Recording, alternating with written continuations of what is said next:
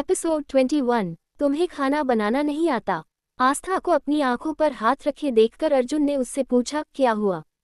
आस्था ने गुस्से में कहा, क्या हुआ? ये तो मुझे आपसे पूछना चाहिए, जो आप इस तरह आधे नंगे होकर पूरे घर में घूम रहे हो। आपको शर्म नहीं आती जो ऐसे घूम रहे हो? अर्जुन ने एटीट्यूड में कहा, ये मेरा घर है तो मैं जैसे चाहूँ वैसे घूम सकता हूँ। तुम मुझे नहीं बताओगी कि मुझे कैसे घूमना है और कैसे नहीं?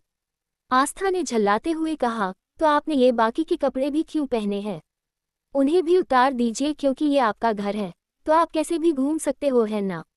बिना कपड़ों के भी घूम सकते हो, आपको कोई कुछ नहीं कहेगा। अर्जुन ने कड़क आवाज में कहा, अगर तुम्हारा हो गया हो तो कुछ काम भी कर लो। जाओ जाकर मेरे लिए ब्रेकफास्ट और लंच बनाओ। मुझे भूख लगी है, मैंने यहाँ तुम्हें तुम्हारी बकवास सुनने के लिए नहीं बुलाया, समझी? अर्जुन की बात सुनकर आस्था वहां से जाने लगती है, तो अर्जुन ने उसे रोकते हुए कहा, एक मिनट रुको, पहले ये तो सुन लो कि ब्रेकफास्ट और लंच में बनाना क्या है। आस्था ने कहा, हाँ सर बोलिए, आपको क्या चाहिए, मैं बना दूंगी। अर्जुन ने आस्था को नोटपैड देते हुए कहा, हाँ तो ये लो नोटपैड और लिखो। आस्था ने मना करते हुए कहा, सर इसमें लिखना क्या है, आप बता दीजिए, मुझे याद रहेगा। अर्जुन ने कन्फर्म करते हुए कहा, आई एम श्योर तुम्हें याद रहेगा। मेरे ख्याल से तुम लिख लेती तो तुम्हारे लिए बेटर होगा, क्योंकि मुझे नहीं लगता तुम्हें याद रहेगा। आस्था अपना मुंह बनाते हुए पेन और नोटपैड ले लेती है और कहती है, जी सर बोलिए। अर्जुन ने आस्था को बताते हुए कहा, हाँ तो लिखो, ब्रेकफास्ट में veg sandwich, tomato pasta, masala dosa, मसाला स्प्राउट्स और 1 कप कॉफी, बस ब्रेकफास्ट में इतना ही बनाना है। और लंच में बनाने के लिए इससे पहले अर्जुन कुछ कहता, तब तक आस्था बीच में ही बोल पड़ती है। आस्था ने अर्जुन को टोंट मारते हुए कहा, सर आप क्या भूखमरी में पैदा हुए थे? अर्जुन ने गुस्से में कहा, व्हाट डिड यू से? आस्था ने नॉर्मल टोन में कहा, नहीं सर, वो मैं इसलिए पूछ रही थी क्योंकि आपको देखकर लगता है कि आपने जन्मों से खाना नहीं खाया है और उसकी पूर्ति आप आज ही करने वाले हैं। अर्जुन ने गुस्से में दांत पीसते हुए कहा, शट अप, जाओ जाकर ब्रेकफास्ट बनाओ, और लंच में क्या बनेगा वो तुम्हें रमेश बता देगा। ये बोलकर अर्जुन वहां से अपने रूम में चला जाता है और आस्था किसी सर्वेंट से पूछकर किचन की तरफ चली जाती है। आस्था जब किचन में पहुंचती है तो किचन को देखती ही रह जाती है, क्योंकि किचन काफी बड़ा और आलीशान था और वहां जरूरत की सारी चीजें रखी हुई थी, किसी भी सामान की कोई कमी नहीं थी। किचन को देखने के बाद आस्था ब्रेकफास्ट बनाने में लग जाती है। आस्था ब्रेकफास्ट बना रही थी तभी उसका फोन रिंग करता है। उस पर शिवी का नाम फ्लैश हो रहा था, तो वो फोन को उठाकर स्पीकर पर डाल देती है। उधर से शिवी की थोड़े गुस्से वाली आवाज आती है। शिवी ने आस्था को डांटते हुए कहा, दी ये मैं क्या सुन रही हूँ? आज आप बिना नाश्ता किए ऑफिस चली गई, और इतनी जल्दी क्यों चली गई? आपके ऑफिस आवर्स तो 10 बजे से स्टार्ट होते हैं, तो आप इतनी सुबह क्यों गए हो? क्या आपके उस खड़ूस बॉस ने फिर से कुछ किया है? आस्था ने शिवी को शांत कराते हुए कहा, शांत हो जा छोटी, तू इतना क्यों गुस्सा कर रही है? ऑफिस में ज्यादा काम था तो मैं जल्दी आ गई, और रही बात नाश्ते की तो वो मैं कर लूंगी, तू टेंशन मत ले। और हाँ, बॉस ने कुछ नहीं किया, तू टेंशन मत ले। चल ठीक है, मैं तुझसे बाद में बात करती हूँ, मुझे अभी बहुत काम है। शिवी ने शक करते हुए कहा, दी एक बात बताऊं, कहीं आपके बॉस ने जानबूझकर तो आपको इतनी सुबह सुबह नहीं बुलाया ना? अगर उसने ऐसा किया है तो मैं उसे छोड़ूंगी नहीं। आस्था ने झूठ बोलते हुए कहा, नहीं छोटी, ऐसी कोई बात नहीं है, तू टेंशन मत ले, मैं ठीक हूँ। और रही बात उस खड़ूस की, तो उसे मुझे अच्छे से हैंडल करना आता है, तू उसकी टेंशन मत ले, मैं सब संभाल लूंगी। आस्था शिवी से बात कर रही थी, तो वही कोई काफी देर से खड़ा होकर उन दोनों की बातें सुन रहा था। वो कोई और नहीं बल्कि अर्जुन ही था। अर्जुन जब रूम में पहुंचा था तभी अचानक से उसे कुछ याद आ गया और वो आस्था से बात करने के लिए किचन की तरफ चला गया था। और जब वो किचन में पहुंचा तब आस्था शिवी से बात कर रही थी और उसने उन दोनों की बातें सुन ली थी। आस्था जब शिवी से बात करने के बाद पीछे मुड़ती है तो सामने अर्जुन को देखकर हड़बड़ा जाती है। अर्जुन आस्था को देखकर उसकी तरफ बढ़ने लगता है और आस्था अर्जुन को अपनी तरफ आता देख पीछे जाने लगती है। अर्जुन ने अभी भी शॉर्ट्स के अलावा कुछ नहीं पहना था। उसको इस तरह से अपनी तरफ आता देख आस्था को घबराहट होने लगती है। आस्था के माथे पर हल्का पसीना भी आ जाता है। अर्जुन लगातार आस्था की तरफ बढ़ता ही जा रहा था और आस्था पीछे जा रही थी। जब आस्था पीछे जाकर दीवार से टकरा गई तो उसके पास वहां रुकने के अलावा कोई और चारा नहीं बचा था और अर्जुन उसके बिल्कुल करीब आ जाता है। अर्जुन को अपने इतने करीब देखकर आस्था की दिल की धड़कन बढ़ जाती है और वो दूसरी तरफ से जाने लगती है तो अर्जुन दीवार पर दोनों तरफ से अपना हाथ रख देता है, जिससे आस्था उसकी बाहों के घेरे में आ जाती है। आस्था को अर्जुन की सांसें अपने चेहरे पर महसूस हो रही थी, तो वही अर्जुन एकटक आस्था को निहारे जा रहा था कि तभी उसकी नज़र आस्था के फेस पर लगे आटे पर जाती है, तो अर्जुन अपना एक हाथ उसकी तरफ बढ़ा देता है।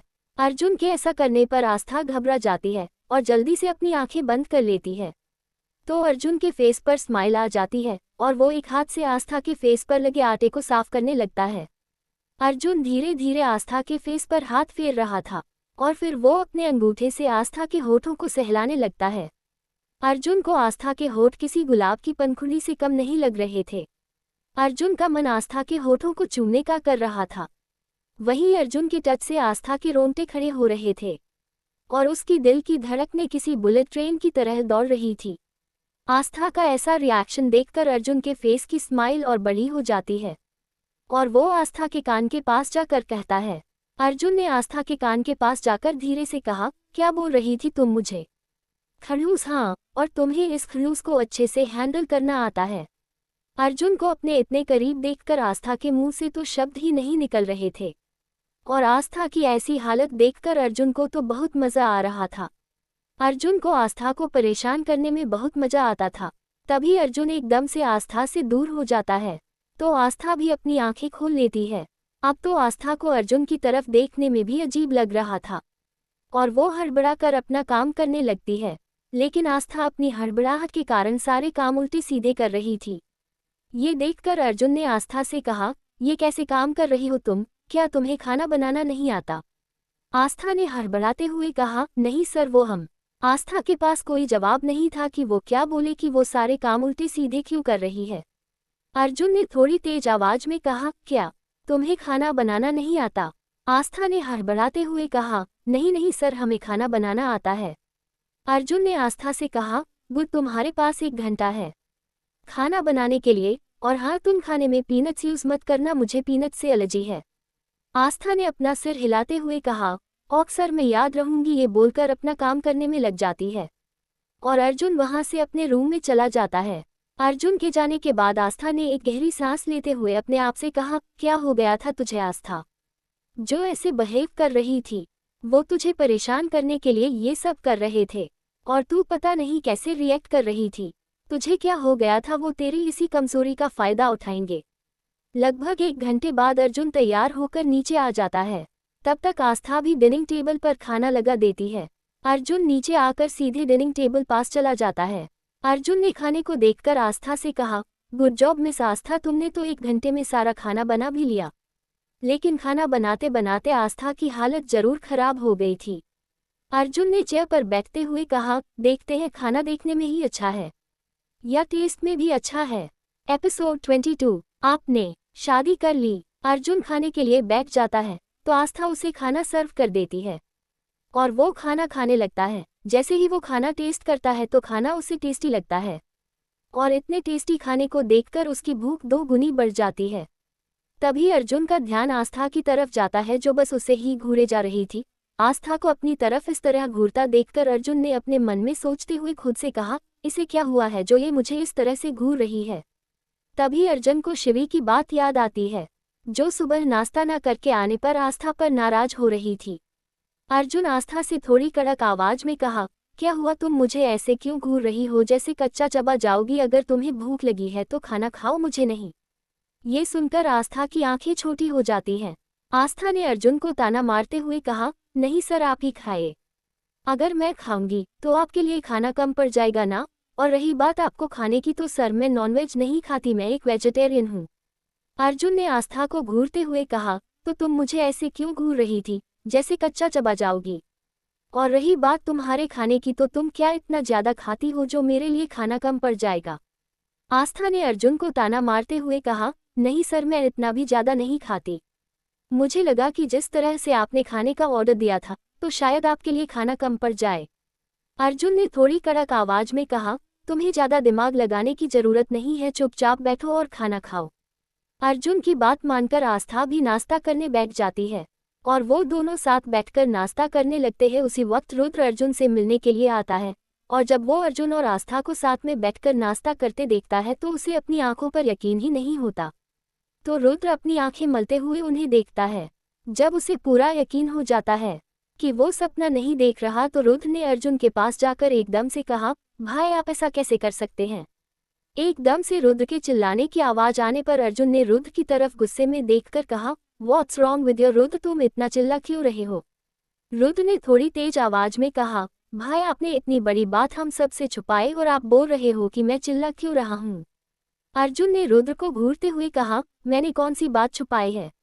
रुद्र ने नाराज होते हुए कहा, यही कि आपने शादी कर ली और हमें बताया भी नहीं।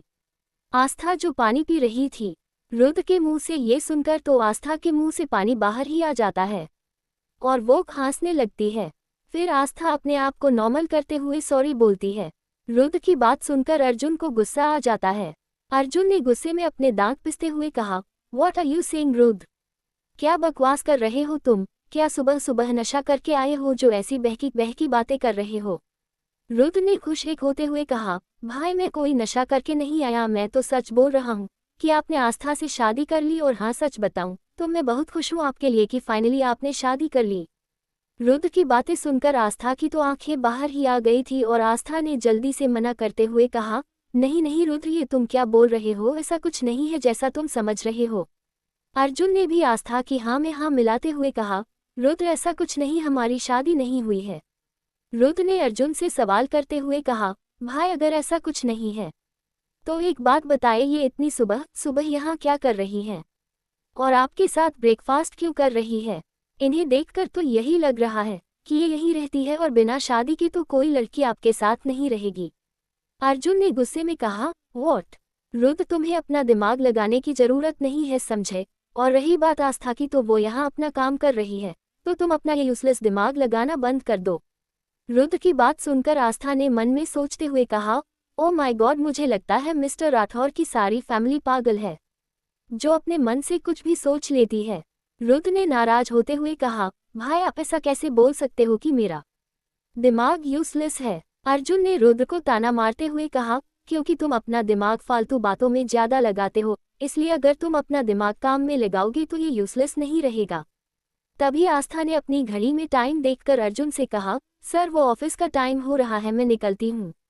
अर्जुन ने आस्था को रोकते हुए कहा, एक मिनट, तुम इस हालत में ऑफिस जाओगी? जाओ, पहले जाकर अपनी हालत ठीक करो फिर हम साथ में चलेंगे।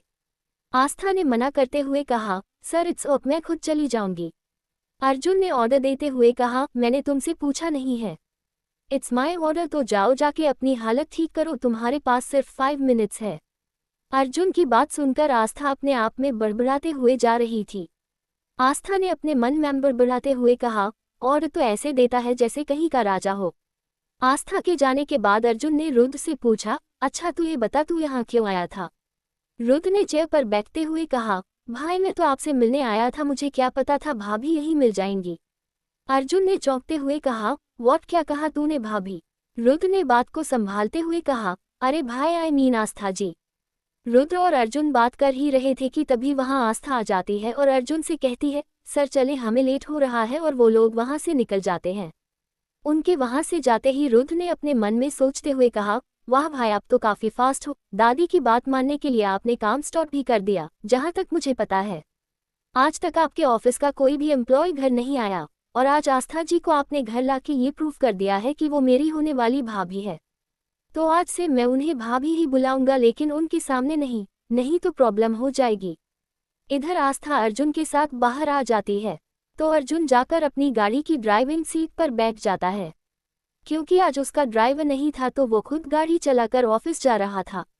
अर्जुन के ड्राइविंग सीट पर बैठने के बाद आस्था गाड़ी का बैक डोर खोलकर बैठने लगती है।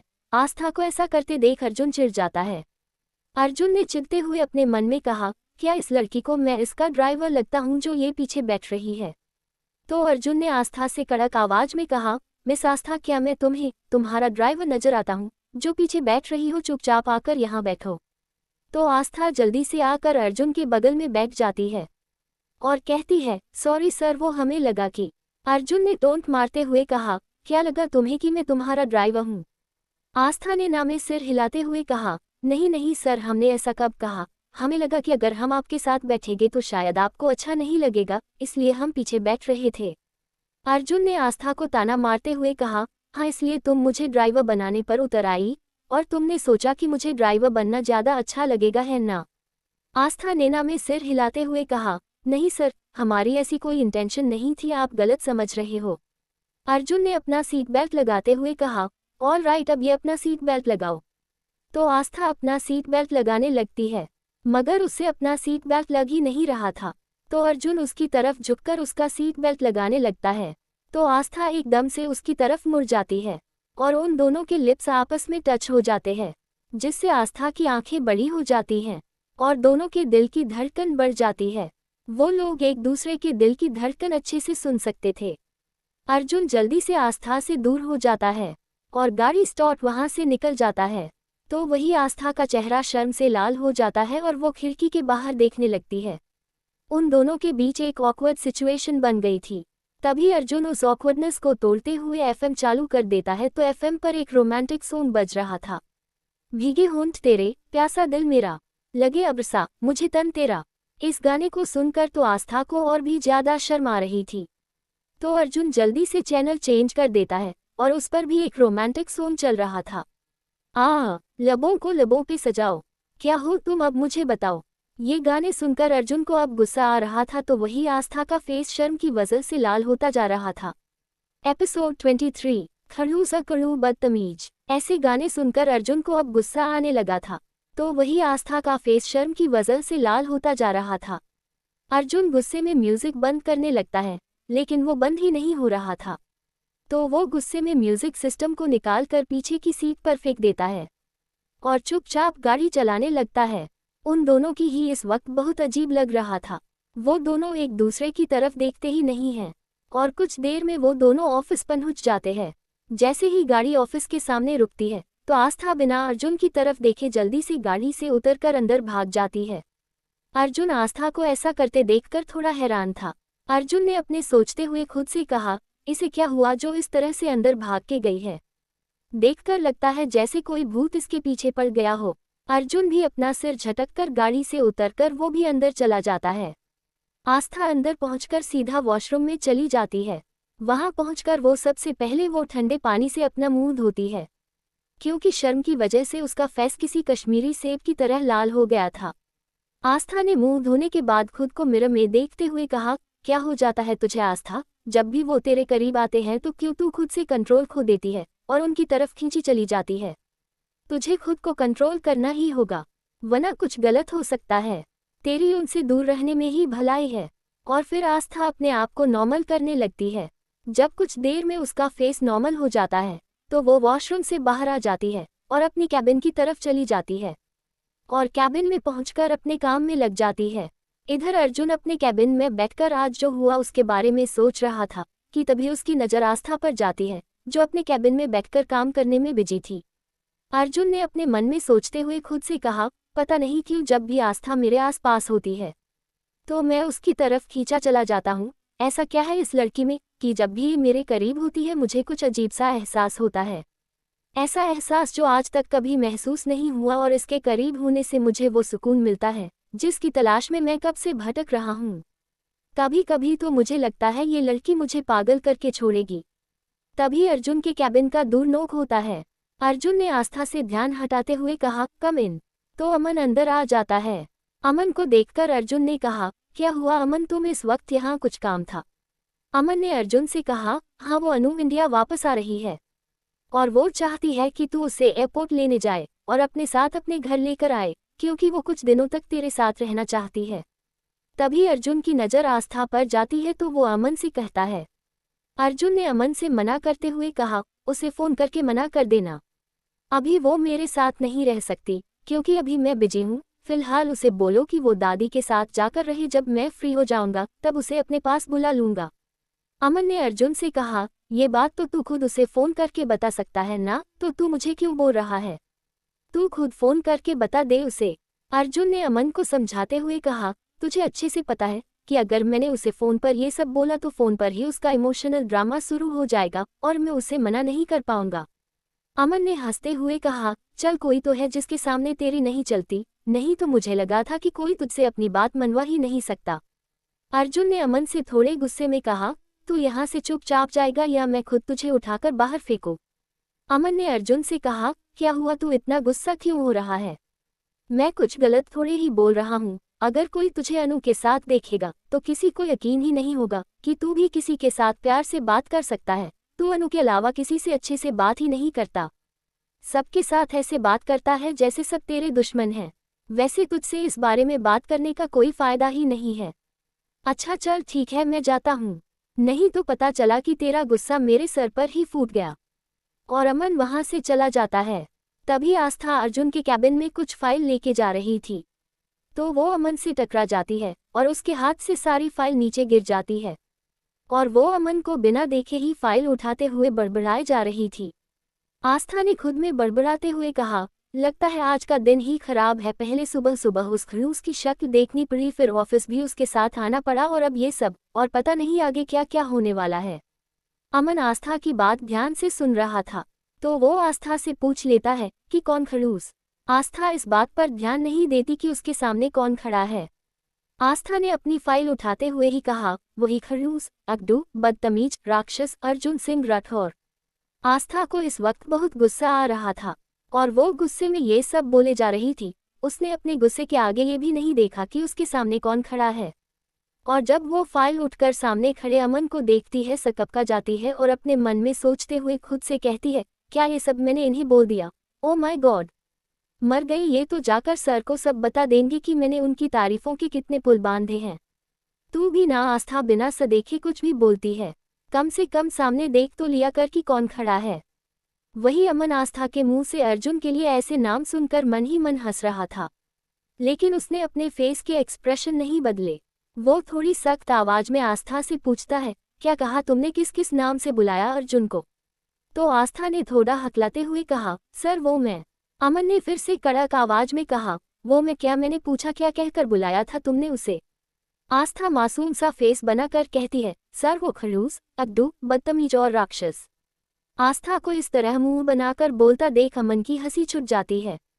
अमन ने हंसते हुए कहा, डोंट वरी, मैं उसे कुछ नहीं बोलूंगा। तो आस्था ने एक गहरी सांस लेते हुए कहा, थैंक यू सर। अमन ने क्यूरियस होते हुए कहा, वैसे एक बात बताऊं, तुमने उसे ऐसे नाम क्यों दे रखे हैं? इतने यूनिक नाम आज तक किसी ने उसे नहीं दिए होंगे। अमन के ऐसा पूछने पर आस्था कुछ सोचने लगती है। अमन ने आस्था को ऐसे सोचते देखकर कहा, डोंट वरी, मैं उसे कुछ नहीं बताऊंगा, तुम मुझे बता सकती हो। आस्था ने अमन से कहा, अरे सर उन पर ये नाम सूट करते हैं, वो है ही ऐसे, तो उन्हें इन्हीं नामों से बुलाऊंगी ना। जब देखो तब सड़ा सा मुंह बनाकर रखते हैं और हमेशा अकड़ कर बात करते हैं और किसी राक्षस की तरह बिहेव करते हैं। जैसे राक्षसों का दिल बहुत बुरा होता है, वैसा ही इनका दिल भी बहुत बुरा है। अमन ने आस्था को समझाते हुए कहा, वो ऐसा नहीं है जैसा दिखता है। आस्था ने अमन से कहा, आप तो ऐसे बोल रहे हो जैसे आप उन्हें बचपन से जानते हो। अमन ने आस्था को समझाते हुए कहा, हाँ मैं उसे बचपन से जानता हूँ, क्योंकि वो मेरा बचपन का दोस्त है, इसीलिए कह रहा हूँ वो ऐसा नहीं है, वो दिल का बहुत अच्छा है, बस कभी कभी गुस्सा ज्यादा आ जाता है। आस्था ने अमन से कहा, वो कोई दिल के अच्छे नहीं है, अगर वो दिल के अच्छे होते तो मेरे साथ ऐसा नहीं करते, और उन्हें कभी कभी नहीं हमेशा ही गुस्सा आता है, वो भी ज्यादा नहीं बहुत ज्यादा। अमन ने आस्था से पूछा, ऐसा क्या कर दिया उसने? आस्था ने अमन से कहा, अरे सर ये पूछे क्या क्या नहीं किया, एक बात बताए, ऑफिस का टाइम कितने बजे से है? अमन ने कहा, 10 बजे से। आस्था ने कहा, राइट, लेकिन मेरे लिए नहीं है। अमन ने कहा, क्यों? आस्था ने अमन से कहा, क्योंकि आपके दिल के अच्छे दोस्त ने मेरा टाइम सुबह 8 बजे से कर दिया है। अमन ने हैरान होते हुए कहा, क्या? लेकिन तुम इतनी सुबह सुबह यहाँ आकर करती क्या हो? आस्था ने अमन को सब बताते हुए कहा, अरे सर इसमें भी ट्विस्ट है, मैं सुबह 8 बजे यहाँ नहीं आती बल्कि सुबह सुबह उनके घर जाती हूँ। अमन ने शॉक्ड होते हुए कहा, क्या तुम सुबह सुबह अर्जुन के घर जाती हो और वहां जाकर क्या करती हो? आस्था ने मुंह बनाते हुए कहा, ब्रेकफास्ट और लंच बनाती हूँ। एपिसोड 24, कल संडे है। आस्था की बात सुनकर अमन ने हैरानी के साथ पूछा, क्या तुम सुबह सुबह अर्जुन के घर जाती हो? आस्था ने अपना सिर हिलाते हुए कहा, हाँ। अमन ने आस्था से पूछा, तुम इतनी सुबह वहां जाकर करती क्या हो? आस्था ने अमन से कहा, ब्रेकफास्ट और लंच बनाने के लिए। आस्था की बात सुनकर तो जैसे अमन को बहुत बड़ा शौक लगा हो। अमन ने अपने मन में सोचते हुए खुद से कहा, ओ तो अब समझा जनाब कहाँ बिजी है, और वो अनु को अपने घर रुकने के लिए क्यों मना कर रहा था। आखिर इसके दिमाग में चल क्या रहा है। आज से पहले ऑफिस का कोई भी एम्प्लॉय घर नहीं गया, क्योंकि ये बात जनाब को पसंद नहीं थी। लेकिन अब आस्था को ये खुद घर लेकर गए हैं, कुछ ना कुछ तो गड़बड़ है। और रही बात अनु की, तो अनु को मैं संभाल लूंगा, और तू जो कर रहा है उसकी एक्सप्लेनेशंस मैं तुझसे लेकर रहूंगा। अमन को ऐसे खोए हुए देखकर आस्था ने अमन के सामने हाथ हिलाते हुए कहा, क्या हुआ सर, आप क्या सोच रहे हो। अमन ने मुस्कुराते हुए कहा, मैं यही सोच रहा था कि कल तो तुम्हारा दिन अच्छा जाने वाला है। आस्था ने अमन से पूछा, क्यों सर, कल ऐसा क्या है। अमन ने मुस्कुराते हुए कहा, अरे तुम्हें नहीं पता, कल संडे है और संडे की छुट्टी रहती है, तो कल तुम्हें ऑफिस नहीं आना पड़ेगा और ना ही अर्जुन के घर जाना पड़ेगा, तो हुआ ना कल का दिन अच्छा। आस्था ने एक्साइटेड होते हुए कहा, अरे हाँ सर, मैं तो भूल ही गई थी कि कल संडे है और संडे की छुट्टी रहती है, तो कल मेरी भी छुट्टी होगी और मुझे उस सदू की सड़ी हुई शक्ल नहीं देखनी पड़ेगी। अमन हंसते हुए कहा, अच्छा अब पता चल गया तो जाओ जाकर सर को ये फाइल दे दो। अगर उन्हें पता चला कि तुम यहाँ खड़े होकर टाइम पास कर रही हो तो उनका गुस्सा झेलना पड़ेगा, और हाँ, तुम मुझे सर नहीं अमन कहकर बुला सकती हो। आस्था ने भी मुस्कुराते हुए कहा, okay Aman sir, I mean Aman, ये बात तो सही है। अगर उस जल्लाद को पता चल गया तो वो मुझे जिंदा ही दफना देगा, इसलिए मैं चलती हूँ, फिर मिलते हैं। ये बोलकर आस्था वहां से अर्जुन की कैबिन की तरफ चली जाती है।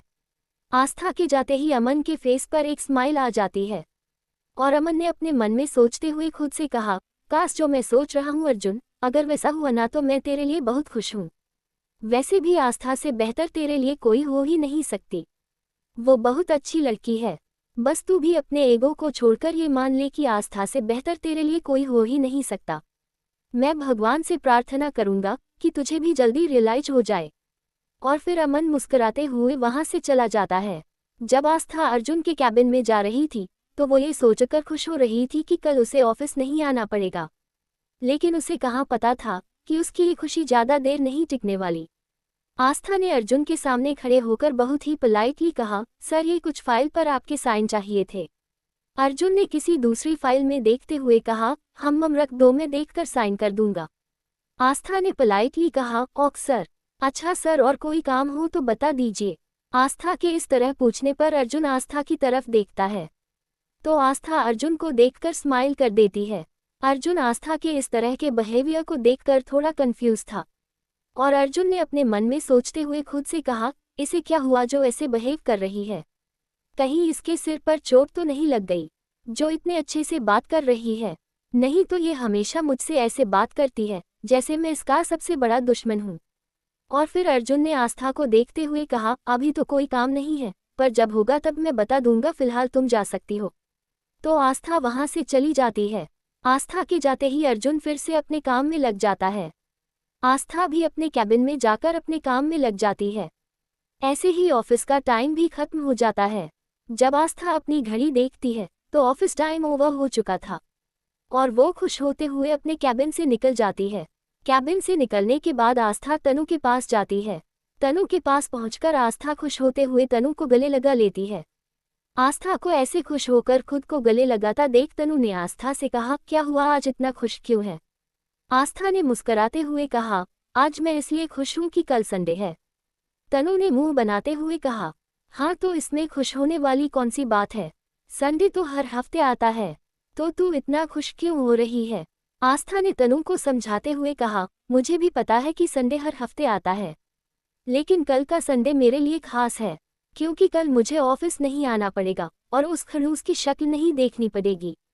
आस्था ने काफी एक्साइटेड होते हुए तनु को फिर से गले लगाते हुए कहा, मैं बहुत खुश हूँ, कल मुझे उस खड़ूस की शक्ल नहीं देखना पड़ेगा। तभी पीछे से कोई पूछता है कि किसकी शक्ल नहीं देखनी पड़ेगी, तो आस्था ने उसी तरह खुश होते हुए कहा, अरे वही खड़ूस सिंह राठौर की, और किसकी। ये सब बोलते वक्त आस्था ने पीछे नहीं देखा था कि ये सवाल किसने पूछा है, क्योंकि तनु को गले लगाने के कारण आस्था की पीठ उस तरफ थी, जिससे वो उस इंसान को नहीं देख पाई थी। लेकिन उस इंसान को देखकर तो तनु के होश ही उड़ गए थे।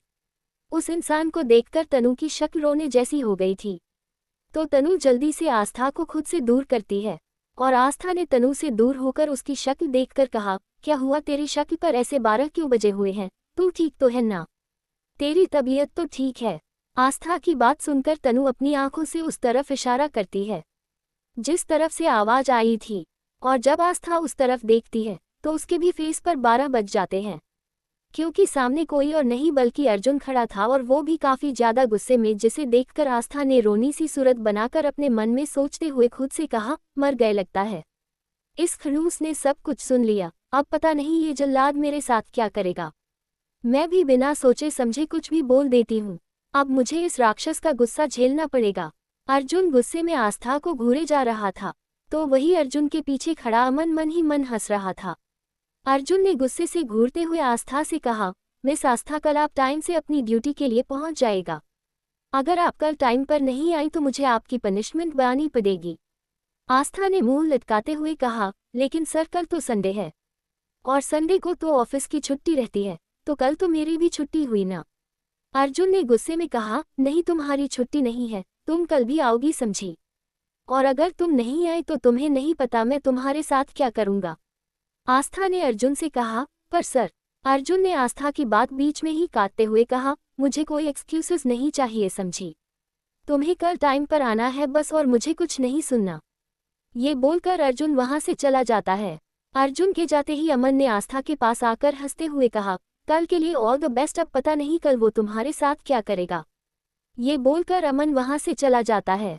अमन के जाते ही आस्था ने रोनी सी सूरत बनाकर तनु से कहा, ऐसा मेरे साथ ही क्यों होता है, हमेशा कोई ना कोई मुसीबत आकर खड़ी हो जाती है।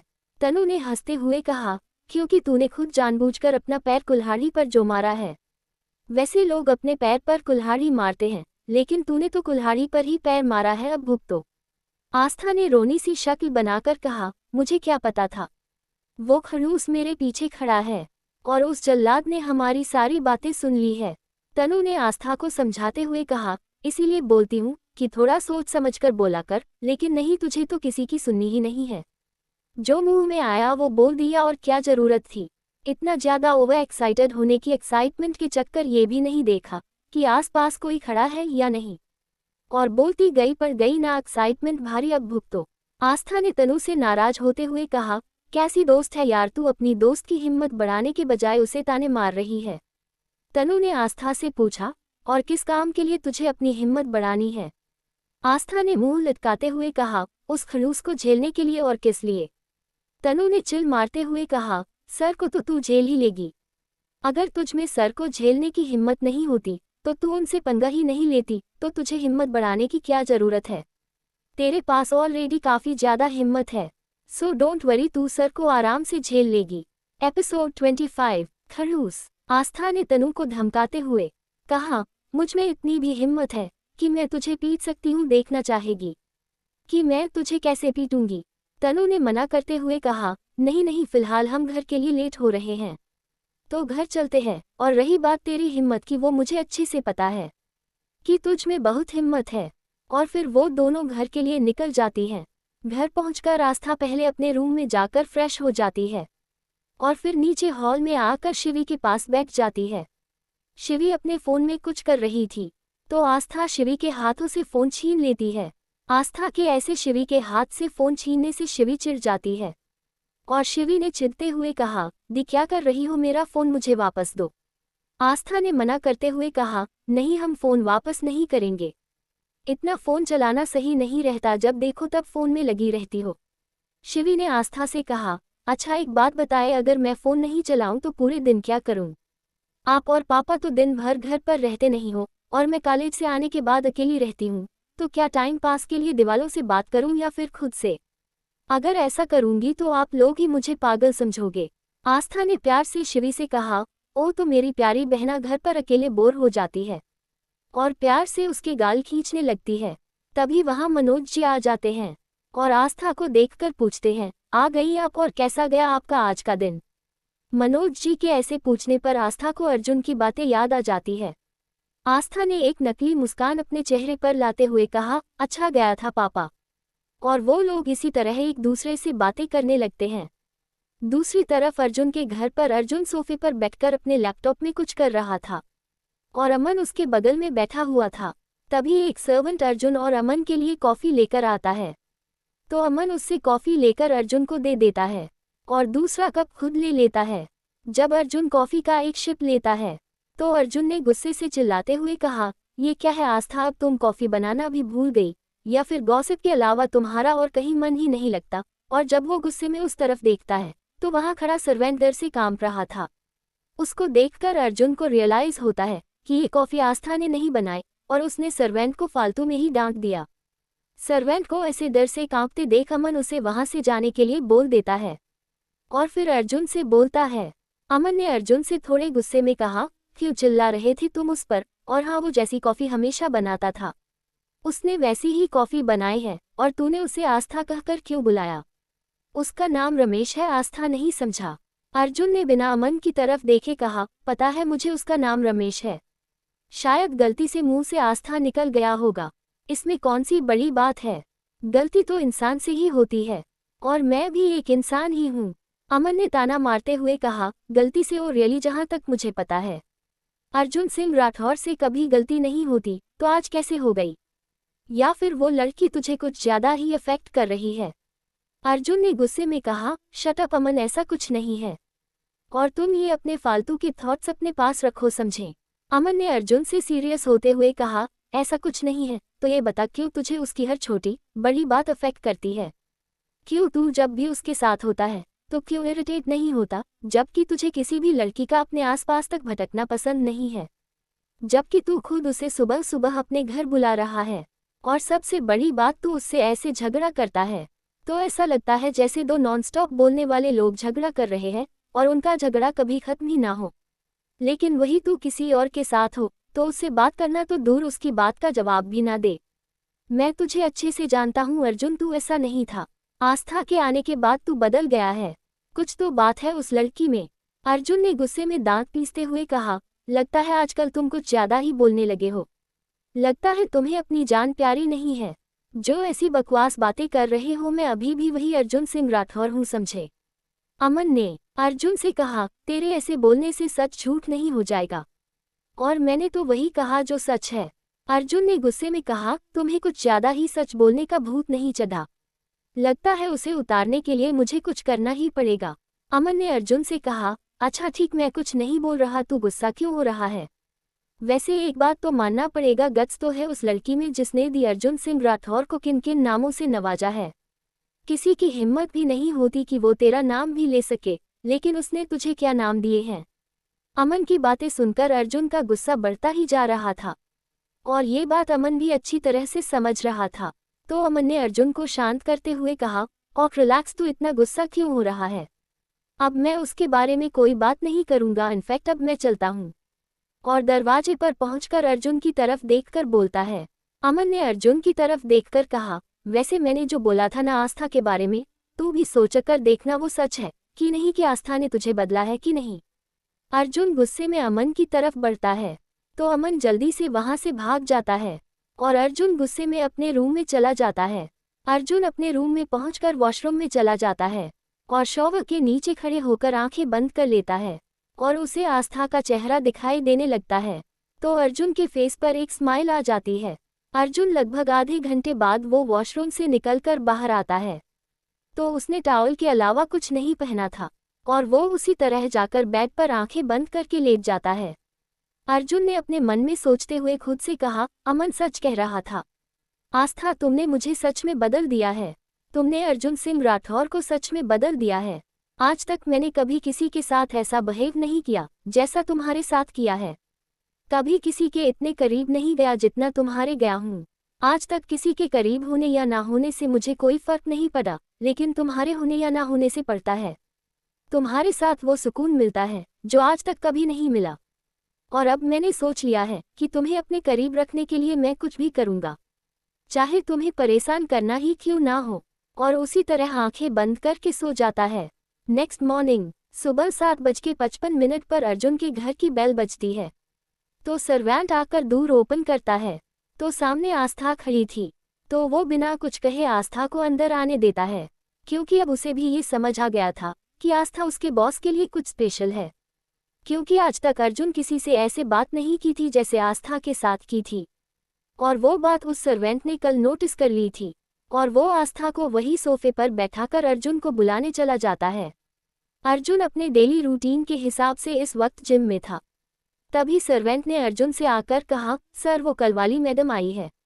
जब अर्जुन ने ये सुना कि आस्था आई है, तो उसके फेस पर अपने आप ही स्माइल आ जाती है, और वो वहाँ से सीधा आस्था के पास चला जाता है।